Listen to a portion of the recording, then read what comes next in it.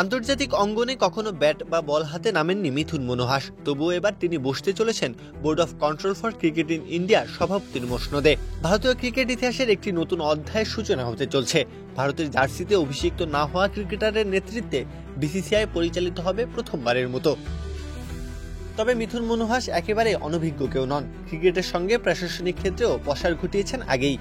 জম্মু ও Kashmir cricket সংস্থার সঙ্গে তার প্রশাসনিক যোগসূত্র রয়েছে, এমনকি বিসিসিআই এর বার্ষিক সাধারণ সভার রাজ্য প্রতিনিধি হিসেবে কাজ করেছেন। বিসিসিআই নির্বাচন অনুষ্ঠিত হওয়ার কথা ছিল 28 সেপ্টেম্বর, তবে 2019 সালের বিসিসিআই সংবিধানের পর থেকে এই পদ প্রায়শই অপ্রতিদ্বন্দ্বিতাভাবে পূর্ণ হয়েছে। বোর্ডের প্রথা অনুযায়ী সাধারণত প্রাক্তন আন্তর্জাতিক ক্রিকেটাররাই সভাপতির আসনে বসেছেন। এর আগে এই পদে ছিলেন সৌরভ গাঙ্গুলি এবং রজার বিনি, যারা নিজেদের সময়ে ক্রিকেট প্রশাসনে একটি নতুন দৃষ্টিকোণ এনেছিলেন। তবে এবার সেই রেওয়াজ ভাঙছেন মনুহাস। প্রথমবারের মতো একজন অনভিষিক্ত ক্রিকেটার হয়ে এই পদে আসতে যাচ্ছেন, যা ভারতের ক্রিকেট ইতিহাসে একটি নতুন অধ্যায় হিসেবে রেকর্ড হয়ে থাকবে।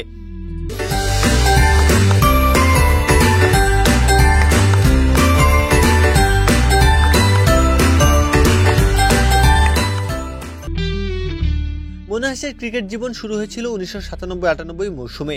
দিল্লির ঘরোয়া দলে মিডল অর্ডার ব্যাটসম্যান হিসেবে খেলেছেন। ভারতীয় ক্রিকেট তখন স্বর্ণযুগে প্রবেশ করেছিল। সচিন তেন্ডুলকর, রাহুল দ্রাবিড়, ভিভিএস লক্ষ্মণ এবং সৌরভ গাঙ্গুলির মতো তারকারা দেশকে প্রতিনিধিত্ব করছিলেন।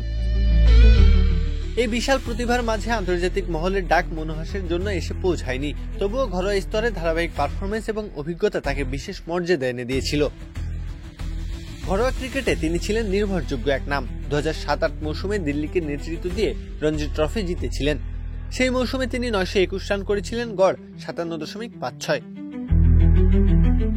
157টি ফার্স্ট ক্লাস ম্যাচে তার সংগ্রহ 9714 রান, গড় 45.82। 27টি শতক এবং 49টি অর্ধশতক আছে নামের পাশে। এছাড়া তিনি আইপিএলে দিল্লি ডেয়ারডেভিলস, পুনে ওয়ারিয়র্স এবং চেন্নাই সুপার কিংসের হয়ে খেলেছেন। ক্রিকেটীয় যোগ্যতা এবং প্রশাসনিক অভিজ্ঞতার সংমিশ্রণে মনুহাস এখন ভারতের সবচেয়ে শক্তিশালী ক্রীড়া সংস্থার শীর্ষে নেতৃত্ব দেওয়ার দ্বারপ্রান্তে রয়েছেন। সূচনা করতে চলেছেন এক নতুন অধ্যায়ের। প্রত্যহ কাব্য, খেলা 71।